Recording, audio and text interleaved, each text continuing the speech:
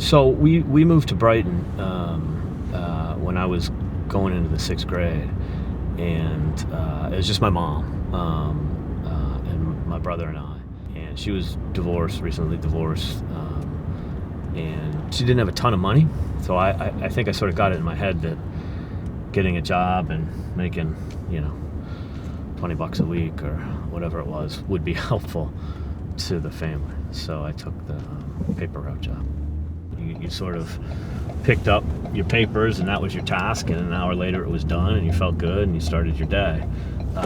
So that part of it I think I really liked.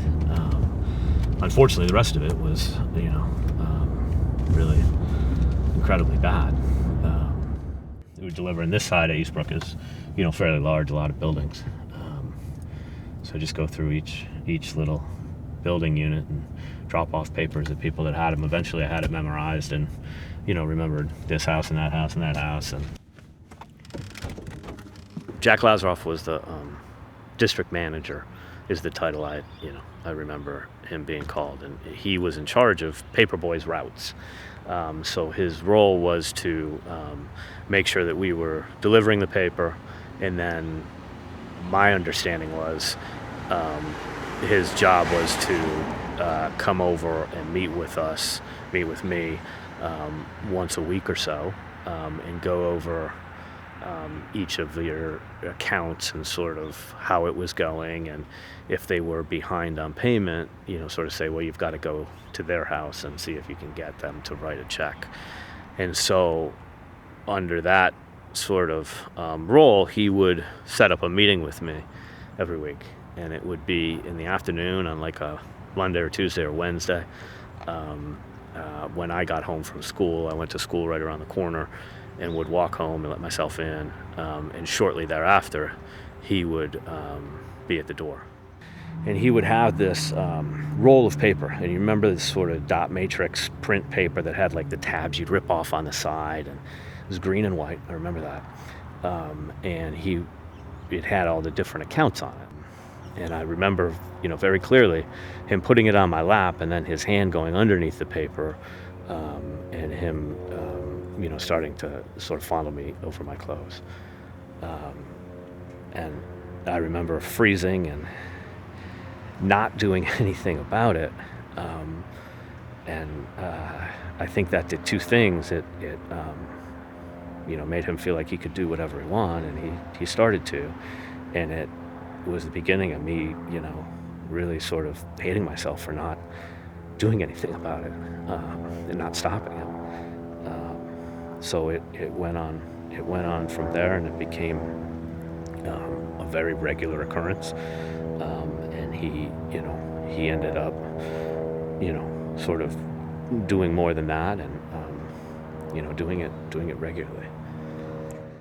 I remember him taking me to the basement. He got really comfortable at our house and with me, and taking me to the basement and sort of having his way with me, and then having me put my shirt in the washing machine, and starting the washing machine, and saying, when this is done, put it in the dryer, and fold it up and go put on another shirt.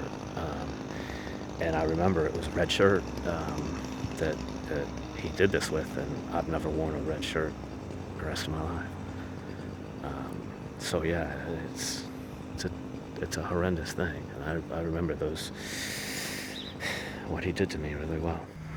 It's sort of hard to put it to words, but I've had this self-hatred for not having stopped it, and letting it go on for as long as it did, and for not reporting him, and not yelling and screaming or fighting back or anything.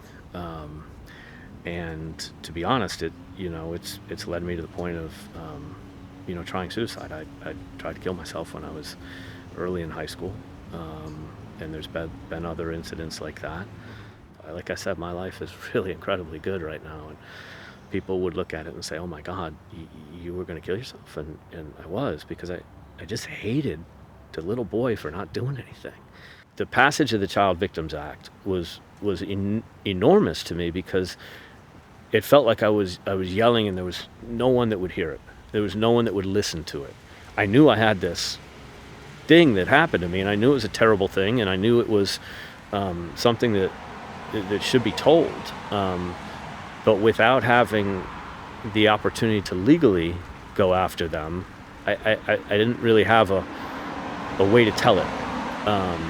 So the passage of that act earlier this year probably was the turning point. That and my wife, sort of demanding that I start fighting back. So I'm filing a suit against Gannett, which owns the Democrat and Chronicle, to hold them accountable for the conditions they created that left me and other paper boys alone. We got up and worked for them at 5 a.m. in the morning, made them money, and they left us alone with a predator. And there was never a single employee other than Jack Lazaroff that came to see me. Never a supervisor, never a woman, never anyone that came to check on and say, is everything going all right? How's it going? And we were 11 and 12-year-old kids working at 5 a.m., delivering papers, and then, having meetings alone with a guy who was a predator. In my mind, there's zero chance that I was the first or the last that he did this to. I hope that if that's the case and there are other, now men like me that have gone through this, that they can figure out a way to, to heal, hopefully to come forward, hopefully to talk about it. I know that that's has worked for me, and it's certainly made me a lot happier and a lot more comfortable with who I am.